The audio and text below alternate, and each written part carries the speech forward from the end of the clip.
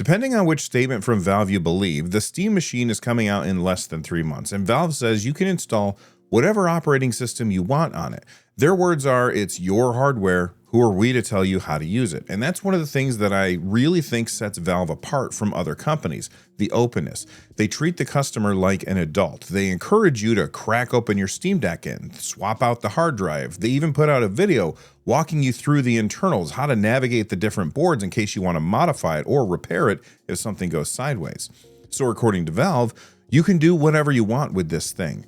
Install Bazzite, install Windows, you can shoehorn an operating system on there, then Valve says go nuts. And some of you might say, well, why would you want to do that? But there are no shortage of comments that I've seen here on my YouTube channel and in other places of people who want to install Windows on it. But that doesn't answer the $35,000 question. Valve says that you can install Windows. Jeff, what do you think about that? Your scientists were so preoccupied with whether or not they could, they didn't stop to think if they should. Right. We can install Windows on here, but should we? When it comes to PC, this kind of openness is par for the course. And with Valve constantly saying it's just a PC, that completely tracks. But this is genuinely unheard of in the console space. And while Valve might keep calling this thing a PC, it's a machine that you hook up to your TV to play games. It has a controller-first user interface. It sits under your TV. So even though you can do whatever you want with it, even though technically it's a PC, it's also a console. And it's the only console where you can install your own operating system. And the people who made it basically said, do whatever the hell you want. So the question becomes, why would you want to install Windows? And more importantly, if you do want to, should you? Before I tell you whether or not you should blow up your Steam machine with Windows, let me tell you about something that won't blow up on you. This episode is brought to you by Akiflow. Akiflow is the all-in-one solution that brings essential productivity tools into a universal inbox that works like your second brain, while their one calendar is the perfect set for realistic planning. With time slots, it's easy to organize your time block your tasks, and lock them to appear across all of your calendars. The Kanban view helps structure each day, each week, or each month, and the natural language recognition makes it easy for you to plan tasks. While Aki, the built-in executive assistant, works proactively to boost your productivity, improve your daily habits, and create automations with a simple prompt, automatically organizes your tasks into projects to make your life easier. Aki even offers smart nudges to improve how you use your time. And Akiflow's daily rituals offer a moment to review your daily progress and planning, while productivity stats can reveal trends and insights of your calendars over time. So if you want to get things done the easy way, check out the link in the description down below, and thank you to Akiflow for sponsoring this episode. Let's start with the reasons that actually make sense, because there are some. This one is different than the Steam Deck situation, and it matters a lot more on the Steam machine in my opinion.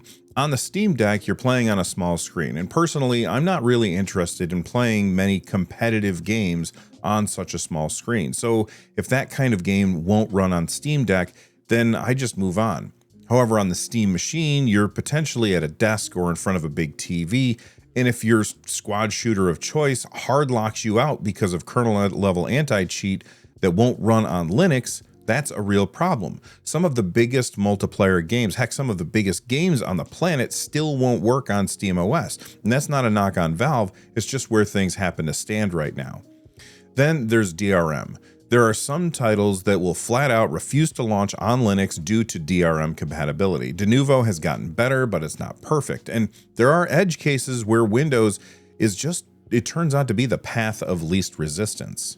Then there's Game Pass. This is probably the most practical reason for a lot of people. If you're subscribed to Game Pass and you want to access that library through the Xbox app, that is a Windows-only experience right now. If you've got a Game Pass subscription and you want to play something from that catalog on your Steam machine, you need Windows in order to do it, with very few exceptions. And if you're thinking, what are those exceptions? I have a video that shows you how to get some Game Pass games running on Steam Deck and by proxy, Steam Machine.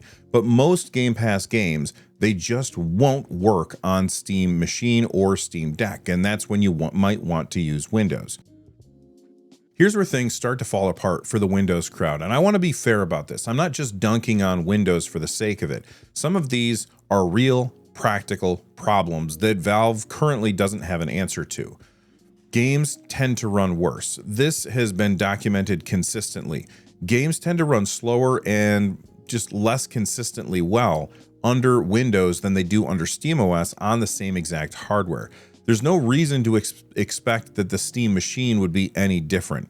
Valve has spent years optimizing SteamOS and the Proton compatibility layer for this exact hardware profile. Windows has not. Next up is Sleep and Resume. I will say that the Xbox full screen experience on the Xbox Ally X is actually pretty decent, and I didn't run into any sleep-wake issues there specifically, but in my general experience, Windows Sleep and Wake on the handheld and in the living room is a coin flip at best.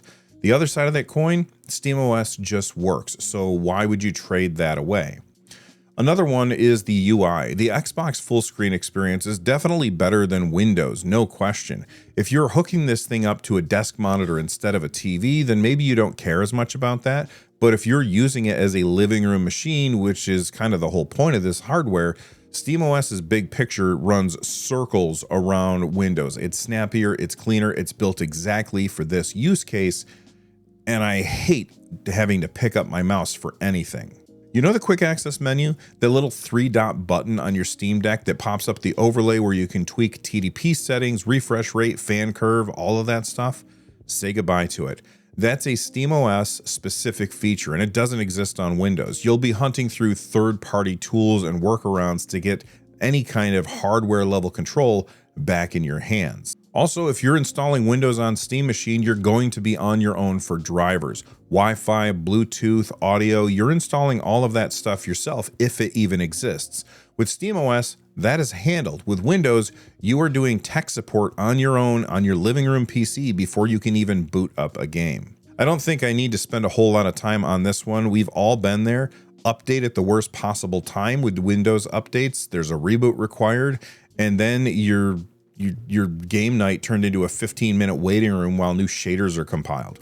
Plus, updating on Windows is kind of a nightmare. You have multiple places to check. You'll have to check them multiple times. By contrast, SteamOS updates quietly in the background and gets completely out of your way. Windows 11 has been increasingly aggressive about pushing Copilot and surfacing ads in the interface. On a gaming machine that you're treating like a console, that friction is especially annoying. Turning things off on SteamOS leaves them off until you turn them back on again. If there is a feature that you don't like, you shouldn't have to worry about it constantly reinstalling whether you want to or not. I can't tell you how many times I have uninstalled Copilot on my Windows machine. And you don't have to deal with that stuff on Steam Deck, and you probably wouldn't have to deal with it on the Steam machine either. Next up is Windows Recall. I don't think that Microsoft is doing anything intentionally nefarious with Recall, but I just don't trust them to keep that data safe. If you didn't know, Recall is a feature that periodically takes screenshots of your activity and stores it locally, connected to an account, on a machine that runs games, including games with your login credentials that are sometimes on screen. That all just feels like an unnecessary risk that I personally don't want to take on. And then there's the shader cache. SteamOS preloads shader caches so you don't get those awful stutters the first time that a new scene loads in a game. Windows doesn't have an equivalent system that works the same way, at least not yet. If you're running Windows, you'll get those stutters, especially on newer titles and lower power hardware like we would have in the Steam machine. Now, to be fair to Microsoft here, they are working on some of these issues, specifically the UI and performance, as well as shaders.